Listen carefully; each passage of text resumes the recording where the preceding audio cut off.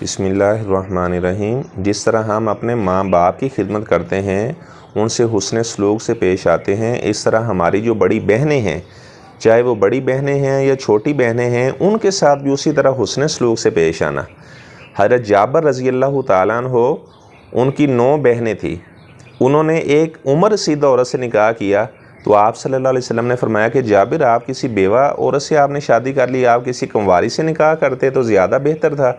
تو انہوں نے کہا کہ میرے والد صاحب نے نصیحت کی تھی مجھے کہ بیٹا اپنی بہنوں کے ساتھ اچھا سلوک کرنا۔ تو کتنے ایسے لوگ ہیں جو اپنی بہنوں پر ظلم کرتے ہیں، ان کا وراثت میں حق بھی نہیں دیتے، ان کا حق مار لیتے ہیں۔ تو حضرت جابر رضی اللہ تعالیٰ عنہ فرمانے لگے، اللہ کے رسول صلی اللہ علیہ وسلم، اگر میں کسی باکرہ سے نکاح کر لیتا، کسی کنواری سے نکاح کر لیتا جو میری بہنوں کی ہم عمر ہوتی، تو ہر وقت گھر میں لڑائی جھگڑا رہتا۔ تو میں نے ایک عمر رسیدہ عورت سے نکاح کیا ہے تاکہ وہ میری بہنوں کو بیٹیوں والا پیار دے سکے۔ تو ہمیں بھی چاہیے کہ اپنی بہنوں کے ساتھ حسن سلوک کا معاملہ کریں، اپنے والدین کی زندگی میں بھی اپنی بہنوں کے ساتھ اچھا سلوک کریں، اور والدین اگر دنیا سے جا چکے ہیں پھر تو آپ کا بہت زیادہ حق بنتا ہے۔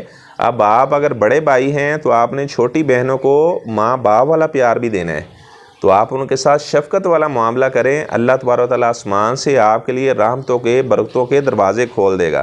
اگر آپ کی بڑی بہن ہے تو وہ آپ کی ماں کی مانند ہے، چھوٹی بہن ہے تو وہ آپ کی بیٹیوں کی مانند ہے۔ ہر حال میں اپنی بہنوں کے ساتھ اچھا سلوک کرنا، اس کی اللہ تعالیٰ نے بہت زیادہ برکت رکھی ہے، کیونکہ جو صلہ رحمی کرنا ہے اس سے انسان کی عمر بھی لمبی ہوتی ہے اور اس کے رزق کے اندر بھی اضافہ ہوتا ہے۔